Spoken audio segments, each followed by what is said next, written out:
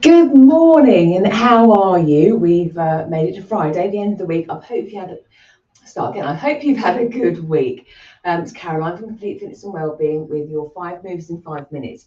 So the 5 moves are from today's class. Every Friday morning we do an 8:30 balance and strength class. So working on balance and strength. So as we enter midlife and go through midlife and beyond, our balance is hugely important. So that we are aware of it, we can work on it to help reduce the risk of injuries and falls and things as we get older. So the 5 moves I'm going to show you, 2 are moves we do every week. So we have a base point when we start, and every week we work on it so we can see how we progress. And then 3 additional moves just for variety, challenge, and to add some strength to. So the first move we're going to do is our split stance, tiptoe, bend, lower. So often we do things feet hip width apart, but what happens when we split the stance, we change direction, position, which again is involved with everyday movements without us necessarily thinking about it. So feet hip width apart, I'm going to take a step back, come up onto my tiptoes, bend at the hips, the knees, lower, straighten. So tiptoe, bend, lower, off we go. So it's a great indicator coming up onto tiptoes. How does that feel? That's balancing in itself. Then hinging back, letting the knees follow, lowering the heels down again, straightening up, tiptoe, bend, lower, straighten. And I'm aiming to keep my knees and feet in line with my hips. Because again, if not, then we end up with a bit of a wobble, and that can contribute to the balance too.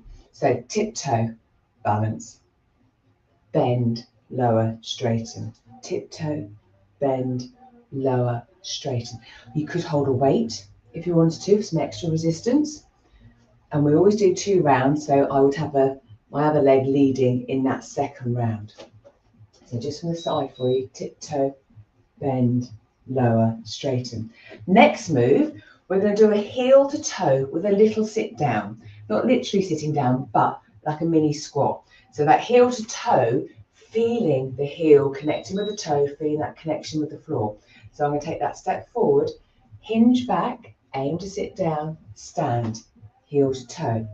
So this again is changing the our walking stance. This is that I'm walking on a tightrope or walking along a curb, where you might have to change how you're walking. Lovely. I'm going to aim to walk backwards as well. Also not looking at my feet. That's my goal. So having a focal point ahead. Sometimes again, if we're looking down the whole time, we don't see what's coming as well. It's getting that balance. And then forward again. Brilliant. From here, let's put this one down. We're going to come into a single knee-high hold. Arms out in front. The lower body, we're wanting to be nice and stable. Upper body is going to be rotating.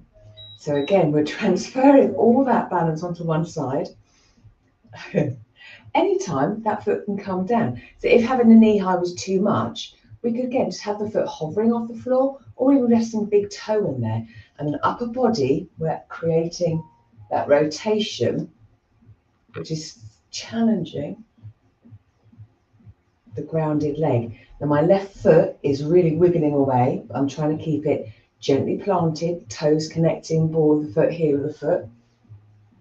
And then getting that rotation through my trunk.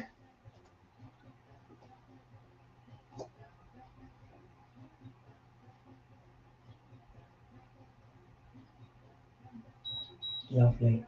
From there, we're going to go into a single leg, straight leg deadlift with an arm reach forward. So again, taking our body and resting it on that one side and having to adapt. So my right leg is going to be my grounded leg.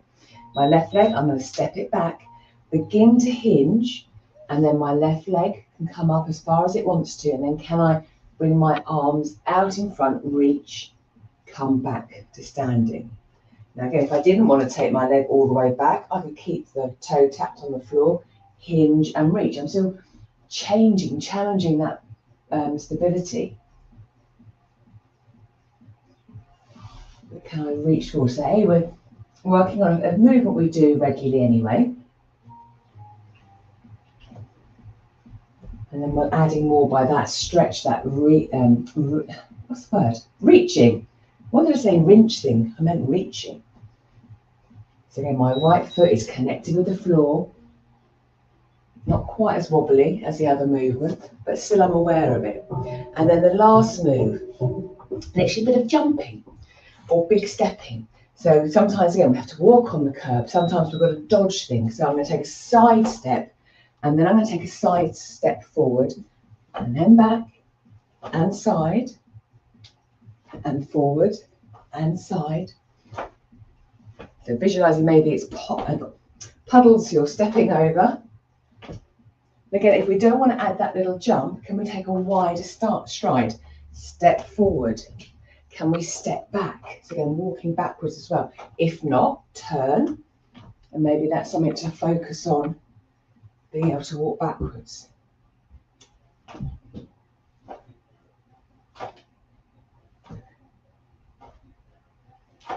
I'm hoping we haven't got many puddles to have to jump over. We've had too much rain recently. And rest. So there we go. 5 moves that we'll be doing in our balance and strength class a little bit later on. Moves to work on, progress on, see how they change and adapt over time. And just different moves to challenge the body in different ways.